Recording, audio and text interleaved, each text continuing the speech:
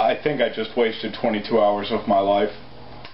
I watched the first and only season of Flash Forward, a ABC drama that was hastily stitched and thrown together in order to fill the giant black hole that was left over by Lost's ending. Flash Forward is based on a novel that I didn't read, and frankly, your ass didn't read it either.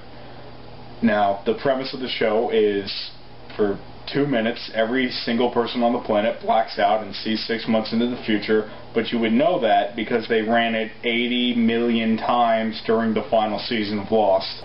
Was Flash Forward good? Yes and no. Flash Forward had 2 of the 3 qualities that made its predecessor Lost good. It had a good story, had good plot. Unfortunately, its characters, you know, the people that enact all the things that make the rest of the series good, are complete idiots. They're flat, undeveloped, and frankly, not human. They do things that no sane person would ever even consider. They act without any kind of logic or reason. Let's go down our roster of protagonists, shall we? First we have Mark Benford, our hero, and that's about it. He's our protagonist. He's who we see the most, and he's the main character because the plot demands it. His really only flaw is his drinking problem that causes a strife in his marriage. He's the head of the FBI task force in charge of trying to figure out what exactly is behind the Flash Forward. Also on the force helping out we have Lloyd and Charlie, Simon, 2 scientists there whose purpose is to info dump for us whenever we need any kind of information on the physics mumbo jumbo that may be behind or may not be behind, whatever the hell it's the Flash Forward. Helping out is also Janice, a lesbian, and if TV dramas have taught me anything, the lesbian's sole purpose in life is to have a baby. So that's pretty much all her story arc is about. And she's a double agent, but she's not. I don't know. I didn't like her too much. We also have Mark's family. We have his wife, Olivia, a trauma surgeon, who frankly has nothing to do with the plot.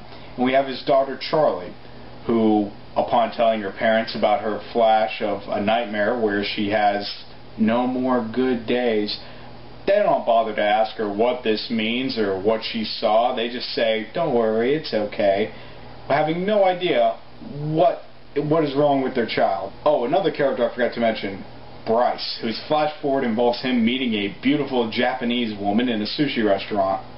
This Japanese woman is named Keiko, a robotics engineer from Japan whose vision causes her to fly. You know what? They have nothing to do with the story. The only connection that Keiko has to the rest of the story is through Bryce. The only connection that Bryce has to the rest of the story is through Olivia. The only connection Olivia has to the rest of the story is through being Mark's wife. They are too removed from the plot. I don't mean like too removed I mean too removed. They're one... Fuck it, never mind. They're completely useless and I'm not going to talk about them. Lastly, we have Mr. Sulu. Dimitri, played by the guy who played Mr. Sulu. He's really the only good character in the show, and ironically, he's the one character who does not experience a flash forward, making him think that he's destined to die. As I mentioned earlier, despite all the character flaws, the story is actually really good. It has a great pacing. Every episode has its own story while moving the plot forward. Everyone has a exposition, climax, resolution. They follow good beats for a TV show. It's not like Lost, where pretty much the show just evolved into cliffhanger after cliffhanger. But there was one episode in particular I'd like to talk about real quick. It's very early on. It actually made me stop watching the show for a while. It involves Olivia and another character, Bryce. But anyway, so they get a patient and whose flash forward involves him he says he thought he was black. Basically, it's an episode of House with sci-fi angles, and not like a season finale sci-fi angle. They use the information as flash forward. It actually made me thought, oh shit, am I going to be watching a medical drama from now on? So, That episode was absolutely terrible. Moving on. Moving on to just how stupid these characters are. Like I said, we have a mother and father who, frankly, refuse to ask their daughter what happened. It takes her forever to explain, I saw that Daddy died. Why didn't she just say, a man told me that Daddy died? God, idiot. Janice, the lesbian, who becomes pregnant during her course of the story, yet still stays in the fast-paced life as a double agent, CIA, FBI, secret villainous organization. She's running around, shooting people, she's flipping people off motorcycles, she's popping wheelies and driving cars over canyons. And she wonders why she has to go to the hospital in every other episode after she has the baby, and she's always worried, oh God, how could I have ever risked a miscarriage? Because you're fucking running around with a baby in you. Olivia, Mark's wife, has a flash involving her in bed with one of the professors, Lloyd. Now, you would think she would like to remain faithful to her husband. She even says, I would never be unfaithful to you.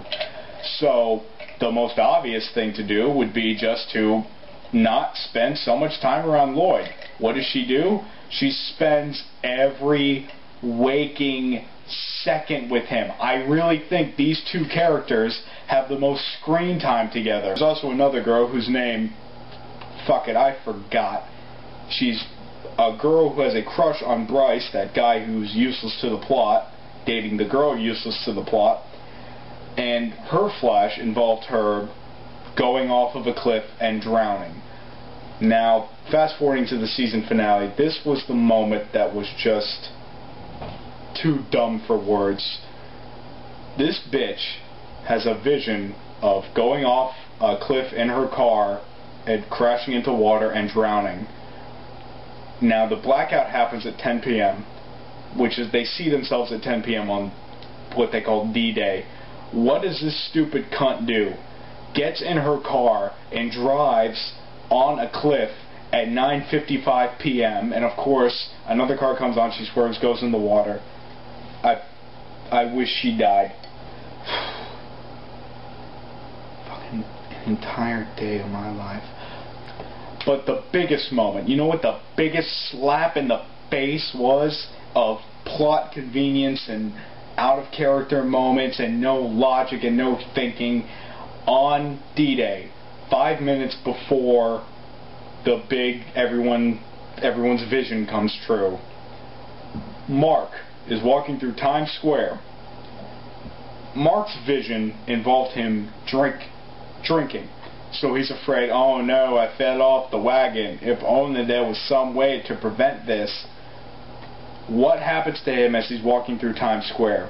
A random man who we have never seen before walks up to him and goes, hey, in my flash forward, I saw that I had just quit drinking. You look like you need this for me, and hands him a flask. And Mark looks at the flask and is like, oh God.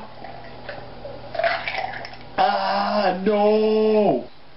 As with most sci-fi shows, this show pertains to the theory that autistic people are magicians.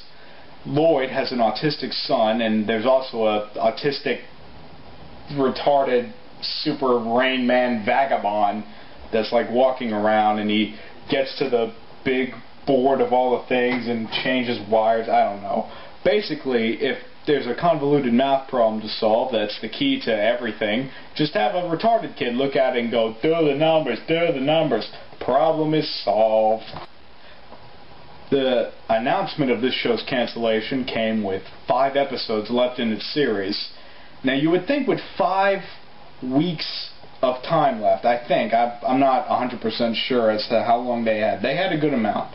I don't know if the entire series was already produced and shipped and edited and ready, but you think they could at least write an ending, or at the very least have filmed a contingency ending. It was really the hope for some kind of resolution was the only thing that kept me going. And it kind of did. The show ended on D-Day, and where everyone's vision